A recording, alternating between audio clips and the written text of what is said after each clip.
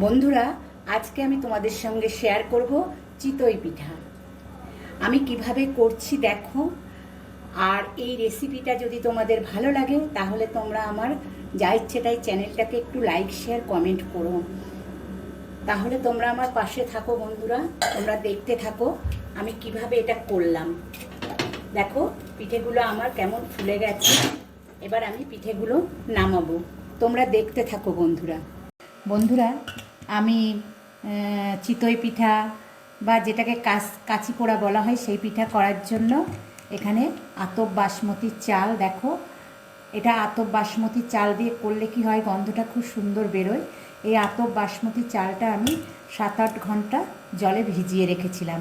তারপর জল থেকে এটাকে ভালো করে সেঁকে নিয়েছি। এবার আমি একটা মিক্সিং জার নিচ্ছি, নিয়ে এই জারের মধ্যে আমি এখানে আরেকটু যা জল আছে সেটা সেঁকে সেঁকে আমি এই জারের মধ্যে চালগুলো দিয়ে দিচ্ছি। বন্ধুরা, এই চালগুলো আমি মিক্সিং জারের মধ্যে দিয়ে দিয়েছি। এবার আমি এই যে বাটি মেপে, যে বাটিতে আমি চাল নিয়েছিলাম 2 বাটি, 1 বাটি জল আমি এই জারের মধ্যে দিয়ে দিলাম। দিয়ে এটাকে এখন আমি ব্লেন্ড করে নেব একটু ভালো করে। দেখো মিক্সিতে আমি ব্লেন্ড করে নিয়েছি একটা স্মুথ ব্যাটার। এটাকে আমি এবার একটা মিক্সিং বোল নেব, এই বোলের মধ্যে আমি ঢেলে দিচ্ছি ব্যাটারটা। দেখো ব্যাটারটা চিতই পিঠে করার জন্য উপযোগী হয়নি, এটা বেশ গাঢ় হয়েছে। এবার আমি এর মধ্যে আরেকটু জল দিয়ে দেব। জলটা দিয়ে আমি একটু ভালো করে বেশ নাড়িয়ে দিলাম। দিয়ে এর মধ্যে আমি দিয়ে দেব পরিমাণ মতন লবণ।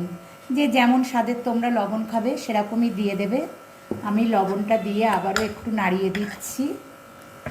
দিয়ে এর মধ্যে এই বাটির 1 বাটি নারকেল কোড়া দিচ্ছি। দেখো নারকেলটা দিলে খেতে খুব স্বাদ হয়, এবং সেন্টটাও ভালো বেরোয়। আমি নারকেলটা দিয়ে আবার একটু মিশিয়ে দিচ্ছি, ভালো করে একটু ব্যাটারটাকে একটু ফেটিয়ে নিচ্ছি। দেখো ভালো করে বেশ ফেটিয়ে নিচ্ছি। এবার এর মধ্যে আমি দিয়ে দেব 1 চামচ বেকিং পাউডার। এই বেকিং পাউডারটা এটা ভালো করে মিশিয়ে দিতে হবে এই ব্যাটারটার সাথে। বেকিং পাউডারটা আমি এর সঙ্গে ভালো করে মিশিয়ে দিলাম।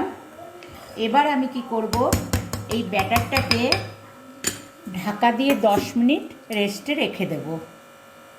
দেখো বন্ধুরা, এদিকে আমি চিতই পিঠার ছাঁচটা গ্যাসে বসিয়ে দিয়েছি আর গ্যাসটা জ্বালিয়ে দিলাম, এবং পুরো হাইতে দিয়ে গ্যাসের ফ্লেমটা আমি এই ছাঁচটাকে খুব ভালো করে গরম করে নেব।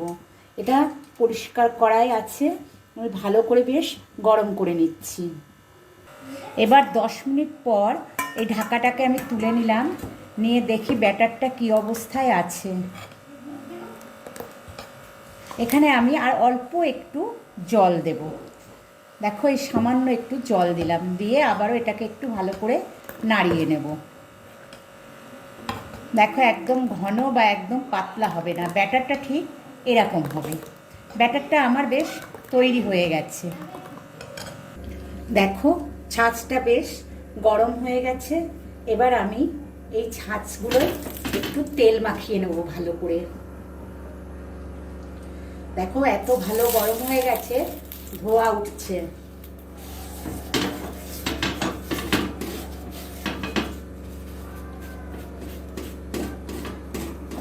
খুব সুন্দর করে তেলটা মাখিয়ে নিতে হবে। দেখো তেলটা আমি মাখিয়ে নিয়েছি, ধোঁয়া উঠছে। এবার আমি এই ব্যাটারটা যতবারই দেব নাড়িয়ে নেব। এবার আমি এই ব্যাটার থেকে ছাঁচের এক একটা খোপে ব্যাটার দিয়ে দেব, আর গ্যাসের ফ্লেমটা হাইতে রাখতে হবে।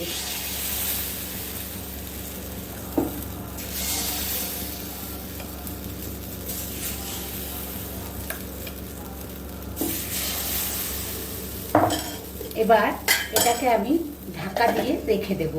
ঢাকা দিয়ে 2 থেকে 3 মিনিট হতে দেব এইভাবে। দেখো আমি 2-3 মিনিট মতন রেখেছিলাম। এবার ঢাকাটা আমি খুলে নিচ্ছি। প্রথমবারটা তুলতে একটু অসুবিধা হয়, তবু দেখো আমার ভালোই উঠে যাচ্ছে পিঠেগুলো। দেখো এভাবে আমি সব পিঠেগুলো তুলে নেব।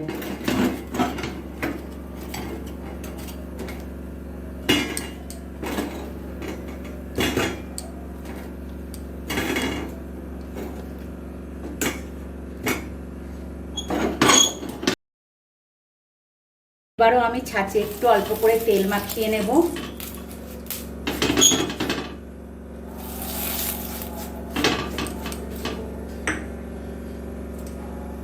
ছাঁচে একটু তেল মাখিয়ে নিয়েছি। এবার আবারও এই ব্যাটারটা কিন্তু নাড়িয়ে নিতে হবে, যতবার দিতে হবে। এবার আমি আবার ছাঁচের খোপে ব্যাটারটা দিয়ে দেব।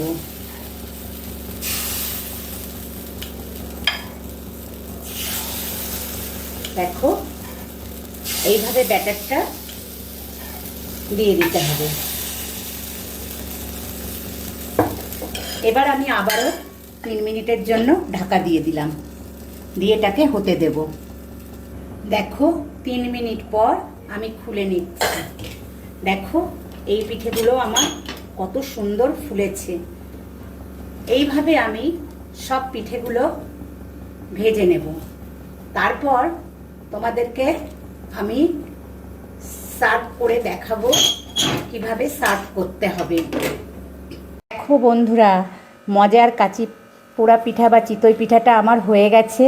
আর দেখো কেমন সফট হয়েছে আর কত ছিদ্রযুক্ত হয়েছে চিতই পিঠাগুলো, আর এত নরম হয়েছে। আর এই দেখো এই যে মৌঝোলা গুড়, এই গুড় দিয়ে এটা খাবে, খুব সুন্দর লাগবে। দেখো আমি ভেঙে দেখাচ্ছি, কত সুন্দর নরম হয়েছে। দেখো ভীষণ সুন্দর নরম হয়েছে। আর এইভাবে মানে গুড় দিয়ে খেয়ে দেখবে, দারুণ সুন্দর লাগবে মৌঝোলা গুড় দিয়ে। অনেকে আবার মাংস দিয়েও এটা খায়, বিভিন্ন চাটনি দিয়েও খায়, কিন্তু এই মৌঝোলা গুড় দিয়েও খেয়ে দেখবে, খুব অপূর্ব লাগবে। তাহলে তোমরা এইভাবে একদিন করে খেয়ে দেখো বন্ধুরা। আর যদি তোমাদের ভালো লাগে তাহলে আমার এই যা ইচ্ছে তাই চ্যানেলটাকে একটু লাইক, শেয়ার, একটু কমেন্ট করো আর একটু সাবস্ক্রাইব করো প্লিজ। তাহলে আসি বন্ধুরা।